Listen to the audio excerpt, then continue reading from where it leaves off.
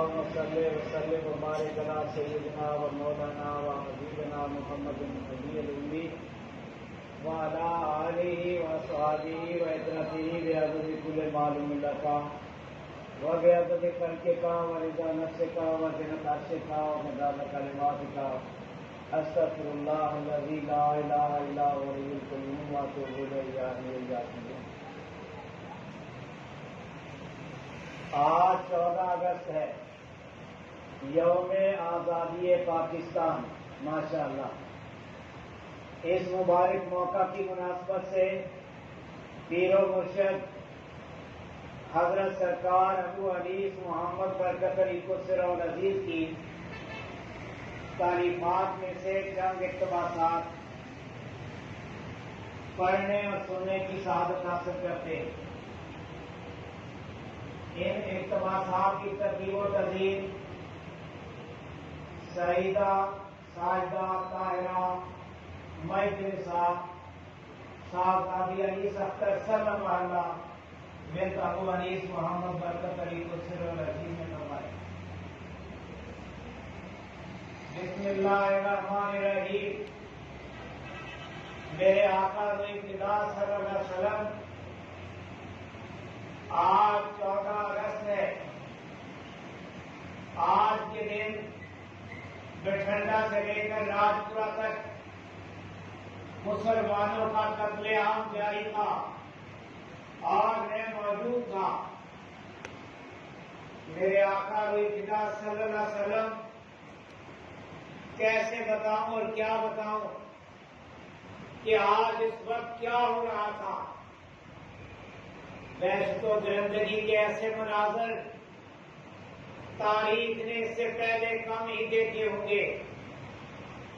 فاتحانہ کہوں کے ساتھ معصوم شیر خوار بچوں کو نیبوں پہ اچھالا گیا، جیسے خوخار درندہ اپنے شکار کو اچھالتا ہے، اسے بے وقت پا کر اس سے کیا کیا کھیل کھیل کرتا ہے۔ پردہ دار خواتین جنہوں نے کبھی گھر کی دہلیز سے قدم باہر نہ رکھا تھا، کتنی بے چارگی کے عالم میں گھر سے بے گھر ہوئی۔ راجپورہ سے امرتسر تک ہر ریلوے اسٹیشن پہ شہید کی جانے والی عزت مآب بیٹیوں کے کٹے ہوئے لٹکتے ہوئے سر انہی کے بالوں کے ذریعے درختوں پہ آویزاں کیے گئے اور ان کٹے ہوئے لٹکتے ہوئے ماتھوں پہ خون سے جے ہند کے الفاظ لکھے گئے۔ یہ انسانی وحشت و درندگی کی انتہا تھی۔ میرے آقا و ابتدا صلی اللہ علیہ وسلم، کسی کی عزت محفوظ رہی نہ آبرو، انسانی عصمت انسان نما درندوں کی حوث کا شکار ہو گئی، اور اس وقت غیرت مند قوم کی غیرت مند بیٹیوں نے اپنی عصمت بچانے کے لیے جو کچھ کیا اس کے تصور ہی سے روکے کھڑے ہو جاتے ہیں۔ کسی نے اپنے آپ کو چھری مار کر ختم کر ڈالا اور کسی نے پتھر سے اپنے ہاتھوں اپنا سر کچل دیا، اور کچھ نہ ہو سکا تو سانپ چیرنے والی گرانتیوں سے ہی اپنے گلے کاٹ ڈالے۔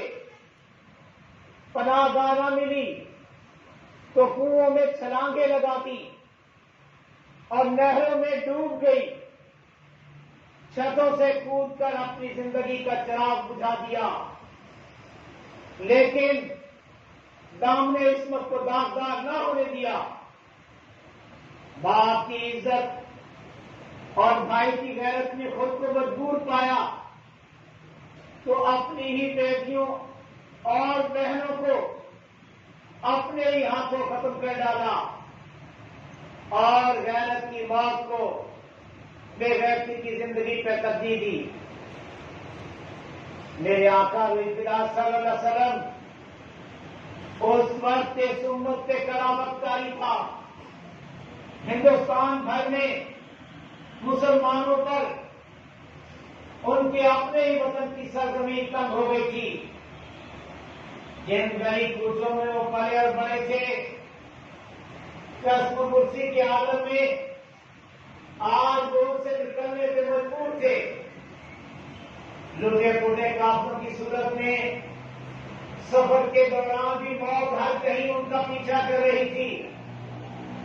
زندوں کے خون سے ہولی کھیلی جا رہی تھی اور بے زور و کفن لاشیں خاک و خون میں لت کر ادھر ادھر بکھری پڑی تھی.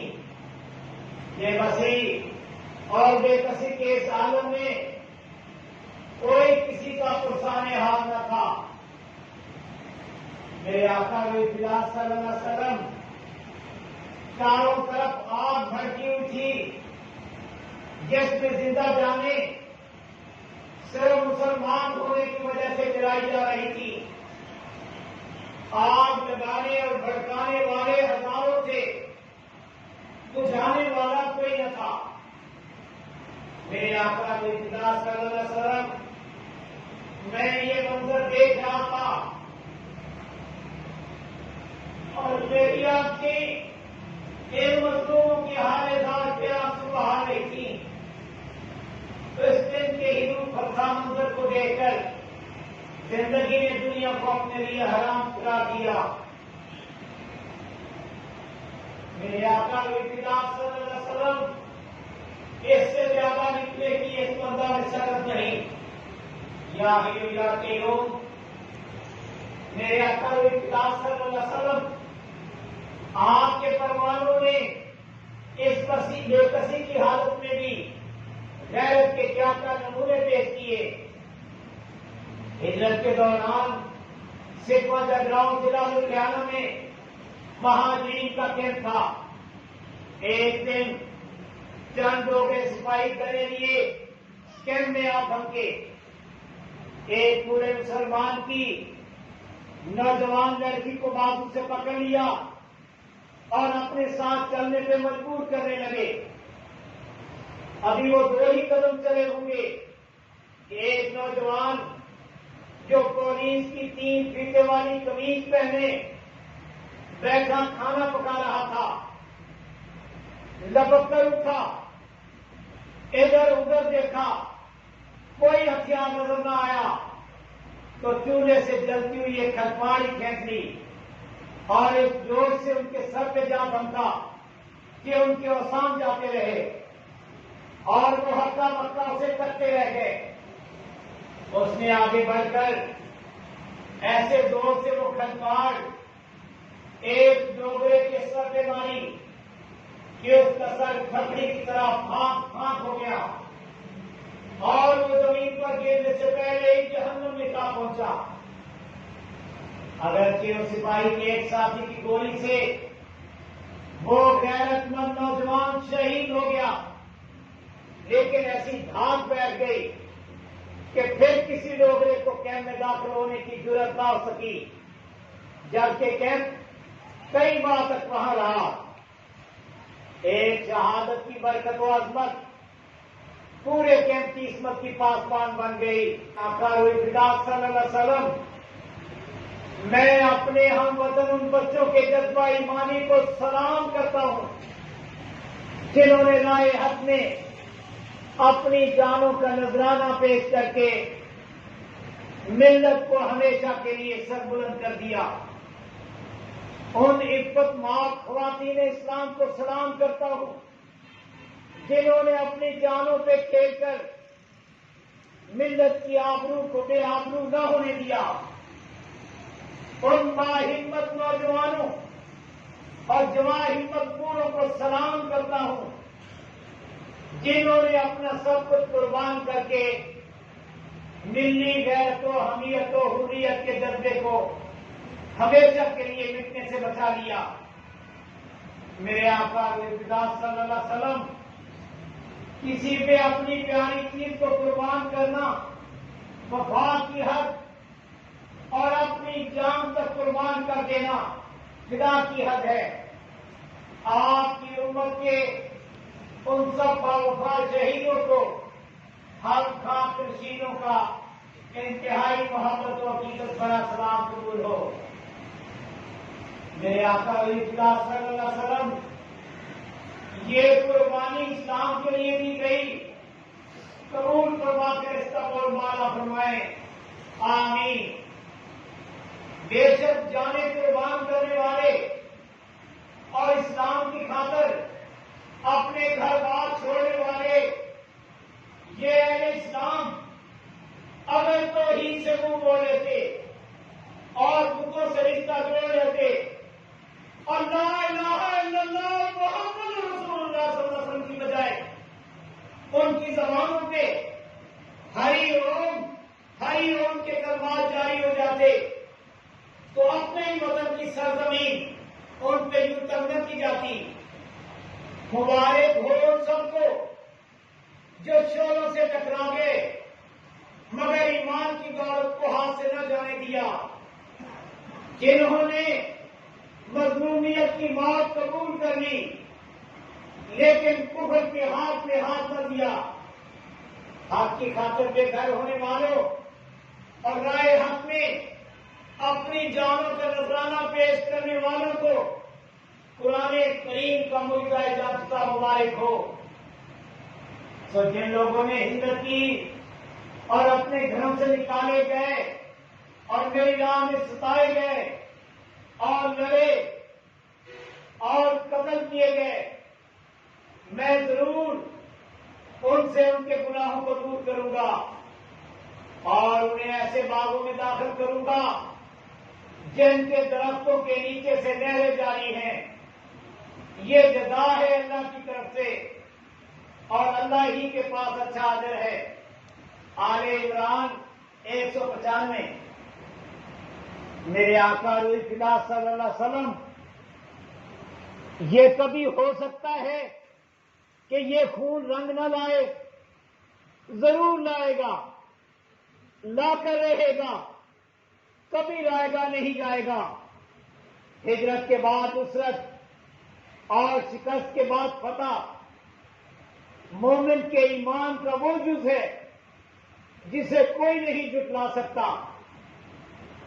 دین تیرا، دنیا تیری، ملک تیرا، ہم تیرے اور تو ہمارا رب ذوالجلال والاکرام۔ یہی تسلیم ہمارا ایمان اور اسی ایمان کے ایمان پر ہم دعا کی جسارت کرتے ہیں۔ اپنی طاقت و تدبیر تو ہم دیکھ ہی چکے، اب ہم تیری قدرت کو دیکھنے کے مطمئن ہیں۔ تیرے لطف و کرم سے تیرے اس ملک کا اقبال بلند ہو۔ تیرا یہ ملک ایک بار نہیں کئی بار آزمایا جا چکا ہے، اب یہ تیری دلجوئی کا مستحق ہے۔ تو اس پہ اپنی رحمت نازل فرما یا ارحم الراحمین، آمین۔ ماں نے جب بھی اپنے کسی بچے کو پیٹا پھر اس کی دلجوئی کی، بچے کی شرارت سے جھنجلا کر ماں نے اسے خوب پیٹا، بچہ رونے لگا، ماں کی ممتا کو یہ ناگوار گزرا، فوراً ہی بچے کو گود میں لے کر اس کی دلجوئی کرنے لگی، کھانے کو مٹھائی دی، حتیٰ کہ وہ خوش ہو کر پھر سے کھیلنے میں مصروف ہوا۔ اور تو اے میرے رب، اور تو اے میرے رب ماں سے 100 گنا زیادہ مہربان ہے۔ پٹائی تو ہماری ہو ہی چکی ہے، اب دلجوئی باقی ہے۔ تو اپنے حبیب اقدس صلی اللہ علیہ وسلم کی قائم و دائم رہنے والی نبوت و رسالت کی عز و عظمت کے صدقے ہماری کوئی بھی عظمت و وقار کو پھر سے بحال کر کے دلجوئی فرما، آمین۔ وہ گزرا ہوا دور، وہ چھری ہوئی عظمتیں، وہ کھوئی ہوئی رفعتیں، وہ ٹوٹی ہوئی صدرتیں پھر سے لا. یا حیو یا قیوم. آمین آمین آمین. مجدہ جافزا. ایک دیوانہ سرے جنگل ملا. ایک دیوانہ سرے جنگل ملا. سر میں رو بیٹھا تھا دن کے سن رہا. کہہ رہا تھا کچھ زبانے حال سے. کہہ رہا تھا کچھ زبانے حال سے. راز تھا جو کھل رہا تھا کال سے. مجدہ ہو ایسا کرانے وطن پاک. مجدہ ہو ایسا کرانے وطن پاک. ہو نبی کے جافزا ہے وطن پاک. ہے مقدر میں تیرے اب سروری. ہے مقدر میں تیرے اب سروری. سارے ملکوں میں ملے گی برتری. فیصلے اقوام عالم کے تمام. فیصلے اقوام عالم کے تمام. بن تیرے ہوں گے وہ سارے ناتمام. یہ صدا میری نہیں میری نہیں. یہ صدا میری نہیں میری نہیں. یہ تو ہے منشائے ربی دل یقین. پاکستان زندہ باد. پائندہ باد. ماشاء اللہ لا قوت الا باللہ. یا حی یا قیوم. الحمدللہ حی القیوم. اللہ خیر الرازقین.